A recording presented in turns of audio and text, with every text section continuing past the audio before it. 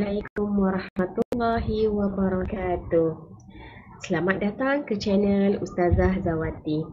Baiklah, hari ini saya akan berkongsi tentang sirah tahun 6, sirah Nabi Muhammad sallallahu alaihi wasallam, tajuk Hajjatul Wada' ataupun Haji Wada', dan juga kita kenali sebagai Haji Perpisahan.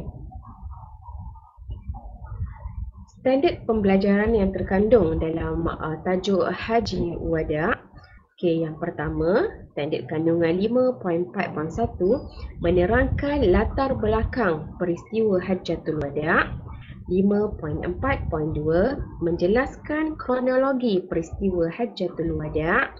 5.4.3 menganalisis isi-isi penting daripada khutbah terakhir Rasulullah sallallahu alaihi wasallam. 5.4.4 merumus dan mengaplikasikan iktibar daripada peristiwa Hajjatul Wada' dalam kehidupan harian. 4 skop ini akan saya tekankan di dalam video ini. Okey, mari kita lihat skop yang pertama tentang latar belakang Hajjatul Wada'. Okay, sebelum Nabi memulakan Hajjatul Wada' ini, kita tahu bahawa Nabi telah menetap di Madinah selama 9 tahun dan tidak pernah mengerjakan haji. Lalu pada bulan Zulqa'dah tahun 10 Hijrah, Nabi membuat pengumuman untuk mengerjakan ibadah haji. Lalu kaum muslimin pun berasa sangat gembira mendengar pengumuman ini sebab mereka pun sangat rindu dengan kampung halaman mereka di Mekah. Lalu hampir 90,000 orang kaum muslimin menyertai baginda mengerjakan ibadah haji pada tahun tersebut. Di Nabi Muhammad sallallahu alaihi wasallam dan kaum muslimin berangkat ke Mekah pada 25 Zulqa'dah tahun 10 Hijrah. Jadi apabila Nabi dan kaum muslimin telah berangkat, kita lihat kronologi peristiwa Hajjatul Wada' dari satu tempat ke satu tempat untuk mengerjakan ibadah haji. Tempat yang pertama di Zulhulaifah. Di Zulhulaifah, di situ bermalam kemudian berihram. Apa maksud ihram? Berihram maknanya memakai pakaian ihram dan niat ihram untuk mengerjakan ibadah haji. Tempat seterusnya di Zu'wa. Di Zu'wa juga Nabi bermalam di situ. Seterusnya bergerak ke Mekah. Sampai di Mekah kita melakukan ibadah tawaf dengan talbiyah labbaik Allahumma labbaik labbaik la syarika lak labbaik. Dan melakukan ibadah sa'i yang mana berlari-lari, berlari-lari anak dari Bukit Safa ke Bukit Marwah. Selesai melakukan ibadah tawaf dan sa'i, maka Nabi dan kaum muslimin bergerak ke Mina pada 8 Zulhijjah. Di situ bermalam dan keesokannya akan bergerak ke Arafah. Jadi pada kemuncak haji itu adalah di Arafah pada 9 Zulhijjah.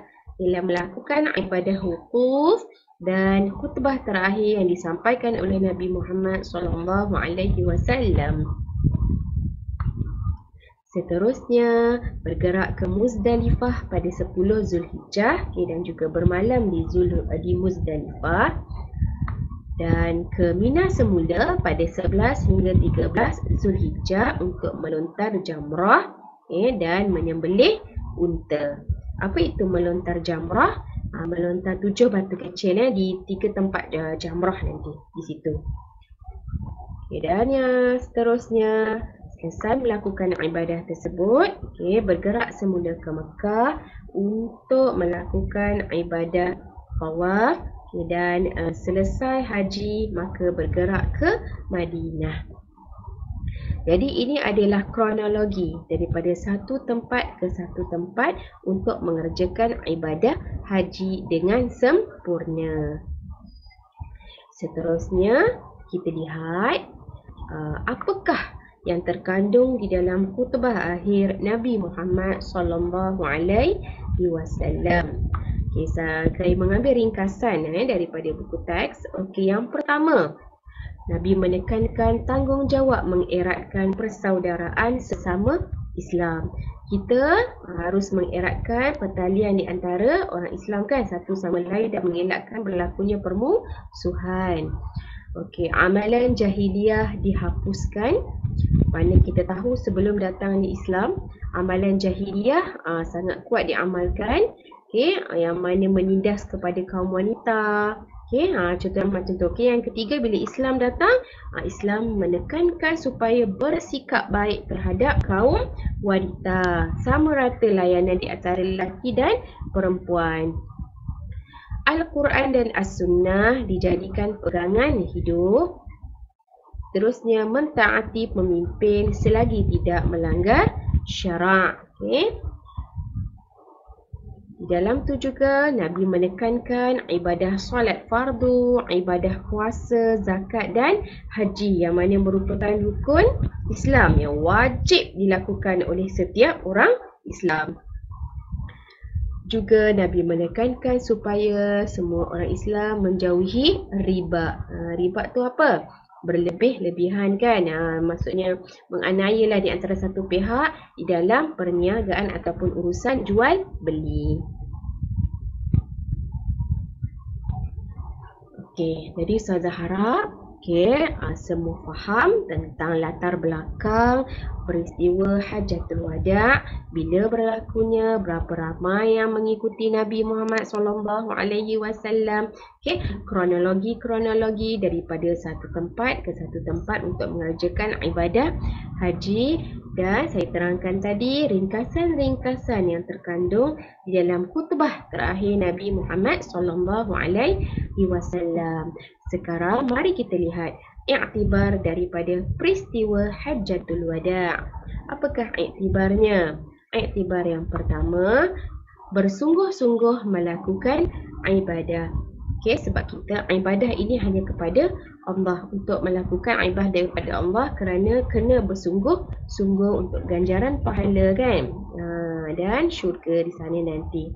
Okey, seterusnya mengasihi Nabi Muhammad sallallahu alaihi wasallam. Sebab kita digalakkan untuk memperbanyakkan membaca selawat ke atas Nabi Muhammad sallallahu alaihi wasallam. Allahumma salli ala Sayyidina Muhammad wa ala ali Muhammad. Okey, iktibar seterusnya menjadikan Al-Quran dan As-Sunnah sebagai panduan hidup kita. Okey, Al-Quran itu kalamullah dan As-Sunnah itu hadis daripada Nabi Muhammad sallallahu alaihi wasallam. Semuanya lengkap, cukup untuk dijadikan panduan kepada orang Islam. Dan iktibar seterusnya, hidup bersatu padu. Kita hidup dalam masyarakat kena bersatu padu, mengelakkan daripada berlakunya permusuhan. Sekian sahaja penerangan saya, penjelasan saya berkaitan topik Hajjatul Wada. Saya harapkan penjelasan saya dapat difahami dan boleh diterangkan kepada rakan-rakan yang lain.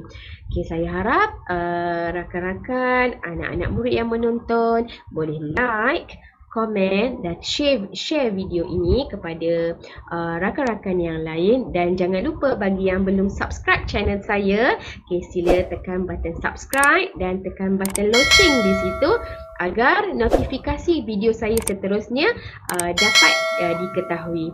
Sekian, Assalamualaikum warahmatullahi wabarakatuh.